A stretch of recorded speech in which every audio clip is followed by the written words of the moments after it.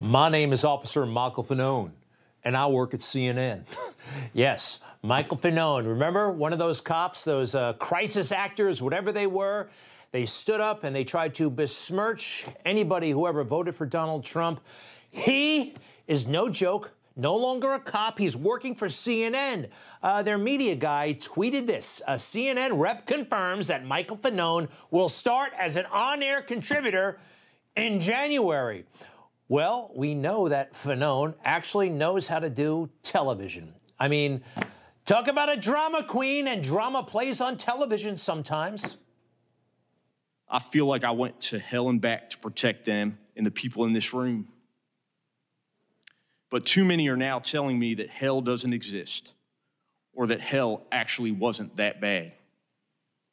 The indifference shown to my colleagues is disgraceful. All right, let me try this. The indifference shown to my colleagues is disgraceful. I'm going to try this with the bosses. I mean, look, he's a political guy. He's one of the few cops they could find who actually didn't like Trump. And boy, oh boy, did they exploit the hell out of him. Now, he was along for the ride. He was exploited, and he was also in it for himself. Right now, one of those parties has a cancer, and we got to cut it out. The individuals in the crowd that, that helped me or try to offer some assistance. And I think kind of the conclusion I've come to is like, thank you, but you for being there. Cops aren't supposed to speak like this when they're active duty cops. He was working for the Metropolitan Police Department when he was saying this stuff. Totally political, totally inappropriate. And a large part of it really seemed very, very dishonest, even how he characterized what happened to him that day. Now, you're going to see footage from a recent HBO documentary. Look closely. You'll see Fanone awake. He says he's unconscious. You'll also see some of the protesters actually helping the guy. I remember looking down and seeing this crowd attacking Mike, and somebody from the crowd was dragging him up toward me.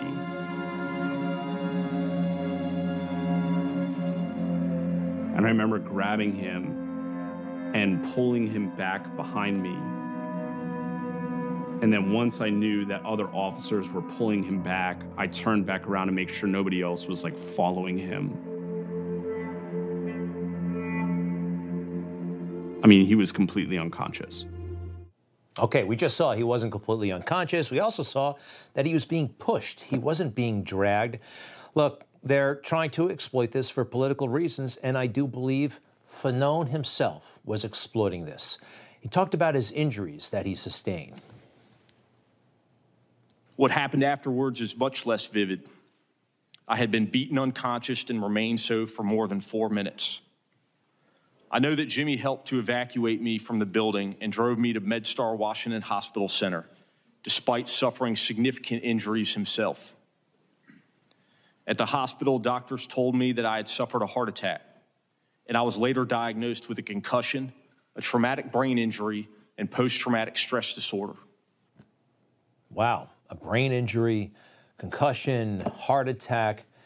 How is it that he's back on duty 9 days later?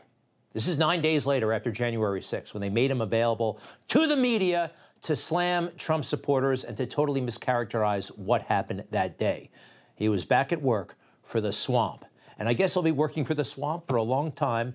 He's a CNN contributor. I just hope they took away his gun and badge, because he doesn't deserve them. All right, on to Joe Manchin. Joe Manchin is my kind of Democrat, quite frankly. He said no to Joe Biden and that big Build Back Better monstrosity. And boy, oh boy, the Swamp is mad at him for this. I can't vote for it. And I cannot vote to continue with this piece of legislation. I just can't. I've tried everything humanly possible. I can't get there. You're done. This is a no.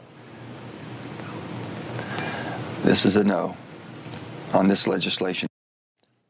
And why did he say no? I think this is a rule of thumb that every lawmaker should use. Can you explain it to your constituents? And if you can't, what do you do?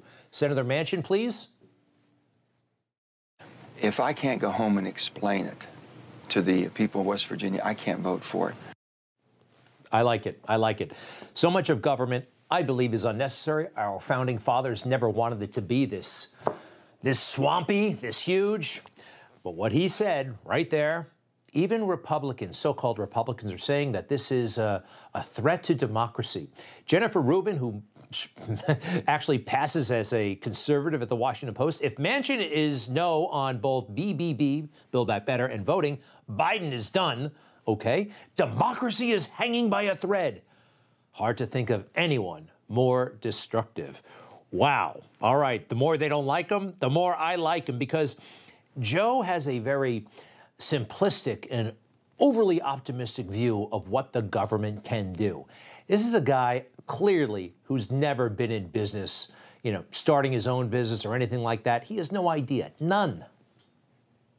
We learned there's no difference between a black entrepreneur and a white entrepreneur in success, except the black entrepreneur usually doesn't have a lawyer, usually doesn't have someone who is going to be there, an accountant, to get it all set up. Their idea is as profound, but the help is missing. And the help is going to come from the government. We'll get you a lawyer, we'll get you an accountant, we'll get you... No. He's never dealt with the government. Have you ever tried? Have you ever tried? It is ludicrous. If you can actually make it through all of their hurdles and all of their obstacles to get a government lawyer for something through some new program, you're probably good enough to get your own lawyer, quite frankly. You're rich enough. If you need a government program to pay your rent, you're probably clever enough to buy the building yourself. Joe will never understand this. Nevertheless, this was a pretty big political loss for him. Back in Washington, what did he do? Did he take charge? Did he say, we're going to make it through this? No. His reaction to the Joe Manchin curveball was as follows. Are you going to reach out to Senator Manchin? Negotiating with bad faith, sir. Mr. President, is Build Back Better dead?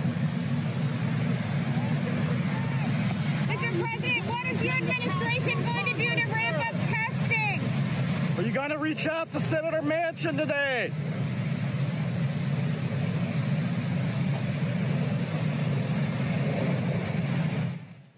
He looks so lonely and pathetic. How about an entourage, something behind him, just walking alone, an old man in a park? Pretty pathetic. So, how about Kamala filling the void? Kamala Harris, she's been underutilized. Let's check in on her. It's not pretty. I want to know who's the real president of this country. Is it Joe Biden or Joe Manchin? I'm sorry. I interrupted. I don't think the vice president can hear you. It's Simone. I'm so sorry, Charlemagne. We have to wrap. She can hear me. You can hear me? Can you hear me now? Can you hear me, Madam Vice President? So I'm sorry. We got to wrap. Oh. So I'm sorry to interrupt. They're acting like they can't hear me. Y'all see that? I can hear you. Oh, so who's the real president of this country? Is it Joe Manchin or Joe Biden, Madam Vice President? Come on, Charlemagne. Come on. It's Joe Biden. I can't tell sometimes. No. It's Joe Biden. And don't start talking like a Republican about asking whether or not he's president. Do you think Joe Manchin is a problem? It's Joe Biden, and I'm vice president, and my name is Kamala Harris. This is a professional politician. This is not hard. There's a million ways to handle this with grace and dignity. I'm Kamala Harris. So, by the way, they're talking to Charlemagne, and he's great, this guy. He's very, very popular. They have no respect. Hey, maybe Charlemagne's a Republican. Who knows? They seem to be making assumptions about Charlemagne. And Joe Biden, ooh, he made one hell of an assumption not too long ago. Listen, you got to come see us when you come to New York, VP Biden. I will. It's a long way until November. We got more questions. You got more questions, but I tell you, if you have a problem figuring out whether you're for me or Trump, then you ain't black. Are you a Republican? Are you black? They don't have respect for people. They don't have respect for people. Hey, I'm Rob Finnerty. Thanks for watching. If you enjoyed this video, please join the conversation in the comments below. Don't forget to subscribe, too. Hit the bell icon to be alerted to breaking news. And remember, there's a whole lot more on Newsmax TV, America's fastest growing cable news network. Newsmax TV, we're real news for real people.